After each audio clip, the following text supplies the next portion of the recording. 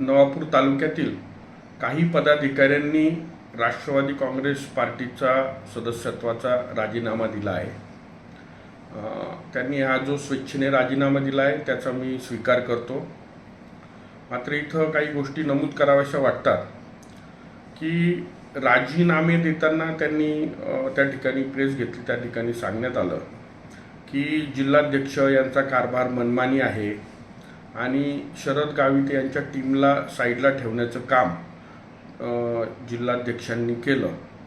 तर इथे मला काही गोष्टी स्पष्ट कराव्याशा वाटतात की मागील 4 वर्षापासून मी राष्ट्रवादी काँग्रेस पक्ष अजितदादांचा कार्यकर्ता म्हणून या ठिकाणी 4 वर्षापासून जिल्हाध्यक्षपदाची जबाबदारी सांभाळत आहे।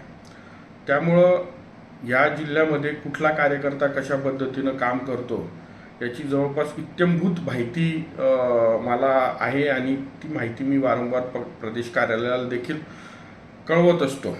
आणि काही घटनांची आठवण झाली आणि त्याच्यामुळं मी ज्यांनी राजीनामा दिला त्या सर्व कार्यकर्त्यांना या काही घटनांची आठवण मी करून देतो। त्याच्यामध्ये जर आपण बघितलं की नुकत्याच मागील 1-1.5 वर्षापूर्वी काही ग्रामपंचायती झाल्या होत्या नवापूरमध्ये आणि नवापूरमध्ये सर्वाधिक ग्रामपंचायती या भाजपने जिंकल्या अशा पद्धतीचे सर्वच लोकल न्यूज चॅनलला, पेपरांना जाहीर करण्यात आलं। आता ह्या ज्या भाजपला त्या ठिकाणी ग्रामपंचायती मिळाल्या त्या कोणाच्या नेतृत्वात मिळाल्या हा एक प्रश्न त्या ठिकाणी उपस्थित राहतो। आणि ह्याच कार्यकर्त्यांनी त्यावेळेस ज्या काही ग्रामपंचायती निवडून आणल्या त्या ग्रामपंचायती भाजपला देण्याचं किंवा ते भाजपच्याच ग्रामपंचायती आहे अशा प्रकारचं एक बाईटसुद्धा दिल्या, सांगितलंसुद्धा आणि त्याच पद्धतीनं त्यांनी त्या ठिकाणी प्रचार देखील केलेला आहे। त्याच्यामुळं ह्या कार्यकर्त्यांची आणि भाजपाची काय साठगाठ आहे हे नवापूर तालुक्याला खूप चांगल्या प्रकारे माहिती आहे। एवढंच नाही तर जिल्हा परिषदेचे 2019ला ज्या निवडणुका झाल्या त्यामध्ये नवापूर तालुक्यामधून जे जिल्हा परिषद सदस्य राष्ट्रवादीच्या तिकिटावर राष्ट्रवादी काँग्रेस पक्षाच्या घड्याळ या चिन्हावर निवडून आले, त्यांनी पक्षाचं ध्येय धोरण बाजूला ठेवून आणि जिल्हाध्यक्ष या नात्याने मी त्यांना सांगितलं होतं की आपण त्यावेळेस महाविकास आघाडीत होतो तर आपल्याला महाविकास आघाडीला साथ द्यायची आहे आणि काँग्रेससोबत आपल्याला राहायचं आहे। असं असताना देखील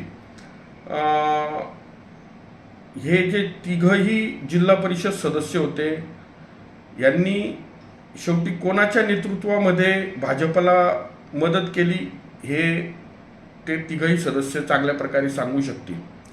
आणि त्यामुळं हे तिघही सदस्य भाजपला देण्याचं काम देखील कोणी केलेलं आहे हे नवापूर तालुक्याला चांगल्या रीतीनं माहिती आहे। एवढंच नाही, महाविकास आघाडीमध्ये राष्ट्रवादी काँग्रेस पार्टी असताना या चितवी गटाची त्या ठिकाणी पोटनिवडणूक लागलेली होती आणि चितवी गटाची पोटनिवडणूक लागली असताना त्यावेळेस मी चितवी गटाचे उमेदवार असतील आणि त्यांच्यासोबत तालुकाध्यक्ष विनायक गावित देखील आलेले होते, यांचं बोलणं मी महाविकास आघाडीच्या त्यावेळेसचे सर्व नेते ज्यावेळेस त्यावेळेस पद्माकर दादा आलेले होते, दिलीप नाईक साहेब आलेले होते, यांच्या समवेत त्यावेळेस मी करून दिलेलं होतं आणि त्यांना त्यावेळेस स्पष्ट सांगितलेलं होतं की जर आपल्याला ही सीट लढवायची असेल तर तिथं काँग्रेस फॉर्म भरणार नाही आणि तुम्हाला ती त्या ठिकाणी निवडणूक बिनविरोध कशी करता येईल त्याचा आपण प्रयत्न करू। आणि चितवी गटामध्ये देखील जयंत पाटील साहेबांचं देखील मी त्यावेळेस बोलणं करून देण्याचा प्रयत्न केला, बोलणं देखील झालं आणि महाविकास आघाडीच्या वर शब्द ठेवून त्यावेळेस काँग्रेसचे त्यावेळेसचे आमदार शिरीष नाईक यांनी त्या ठिकाणी उमेदवार दिला नाही। आणि असं असताना ठीक आहे, एका पक्ष उमेदवार तिथं उभा राहिला म्हणून ती निवडणूक लागली, मात्र जवळपास ही निवडणूक बिनविरोध झालेली ही निवडणूक असताना महाविकास आघाडीच्या पाठीत खंजीर खुपसण्याचं काम कोणी केलं? तो जो निवडलेला त्या ठिकाणी उमेदवार होता त्या उमेदवाराला जयंत पाटील साहेबांकडं त्याचं स्वागत करण्याकरता त्याला नेण्यात आलं आणि तिथून आल्यानंतर त्यांनी त्याचा सर्व पाठिंबा हा भाजपला देण्याचं काम त्या ठिकाणी करण्यात आलेलं होतं. मग आपण सांगा की माझं लक्ष नाही आहे का नवापूर तालुक्याला? हे सर्व मी उघड्या डोळ्यांनी मागच्या 4 वर्षापासून बघत आहे. मी वारंवार माझी नाराजी सर्व तालुकाध्यक्ष असतील, शहराध्यक्ष असतील, जिल्ह्यावरच्या कार्यकारिणीवर अनेक पदाधिकारी असतील, त्यांना मी बोलून दाखवलेली आहे. त्यांना देखील याची पूर्ण कल्पना आहे. आणि मग मला प्रश्न विचारतं की शरद गावित यांच्या टीमला साईडला ठेवण्याचं काम जिल्हाध्यक्षांनी केलं. तुम्ही स्वतःच मान्य करता आहेत की तुम्ही शरद गावितांची टीम आहेत आणि शरद गावित ही भाजपाची टीम आहे असं मला आज तरी वाटतं आहे. तर असं असताना मी कशा पद्धतीनं जर एक संविधानिक पदांवर निवडून येणाऱ्या लोकांचं जर पळवापळवी होत असेल तर कशा पद्धतीनं तिकिटाचा विश्वास त्या ठिकाणी आम्ही ठेवायचा, हा देखील एक मोठा प्रश्न इथं उपस्थित राहतो. शेवटी मी अजितदादांचा कार्यकर्ता आहे, त्यामुळं कुठेही पक्ष फसणार नाही याची काळजी घेण्याचं काम मी करत असतो. शरददादांच्या टीमला बाजूला ठेवलं असं सांगत असताना त्या सर्व कार्यकर्त्यांना मी विचारू इच्छितो की यापूर्वी शरददादांनी कधी राष्ट्रवादी काँग्रेस पक्षाचे सर्व आदरणीय अजितदादांचे फोटो त्यांच्या बॅनरवर कधी घेतले का या 4 वर्षात? किंवा ते कधी अजितदादांना भेटले का? खुद्द अजितदादा 2 वेळा ह्या नंदुरबार जिल्ह्यामध्ये कार्यकर्ता मेळाव्यासाठी या मागील 2 वर्षात येऊन गेले आणि तिथं येऊन त्यांनी इथं कार्यकर्ते मेळावे घेतले. तुम्ही अजितदादांच्या भेटीला सुद्धा आलेले नाही. पालकमंत्री महोदय राष्ट्रवादी काँग्रेस पक्षाचे आहेत आणि हे पक्षाचे पालकमंत्री आदरणीय नामदार अनिलदादा भाईदास पाटील हे तर वारंवार महिन्याला 1 चक्कर कमीत कमी त्यांची या नंदुरबार जिल्ह्यात होत होती. असे असंख्य वेळा आलेले असताना आपण राष्ट्रवादीचा एक कार्यकर्ता म्हणून किंवा आपल्याला राष्ट्रवादीकडनं तिकीट पाहिजे म्हणून आपण कधी आलात का, हा देखील एक प्रश्न या ठिकाणी विचारायचा आहे.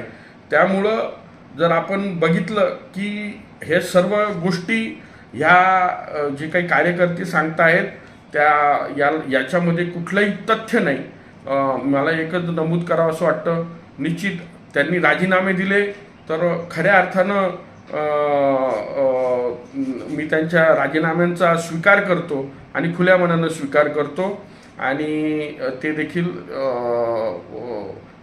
आपल्या परीनं राजकारण करायला आज ते मोकळे आहेत. पूर्वी ते आपल्या मनानेच राजकारण करत होते नवापूर तालुक्यात. मात्र ह्या व्हिडिओच्या माध्यमातून मी सगळ्यांना सांगतो की पक्ष हा कोणाच्या दावणीला बांधलेला नसतो. पक्ष हा त्या माध्यमातून आपलं काम करत असतो. कार्यकर्त्यांना मोठं करणं, कार्यकर्त्यांना वाढवणं हे पक्षाचं काम आहे. मात्र तेवढंच प्रेम देणं हे कार्यकर्त्यांचं देखील काम असतं. त्याच्यामुळं कार्यकर्त्यांनी देखील आपण किती या पक्षावर प्रेम केलं याची स्वतः आत्मचिंतन करावं एवढंच मी म्हणतो. धन्यवाद. जय हिंद, जय महाराष्ट्र, जय राष्ट्रवादी.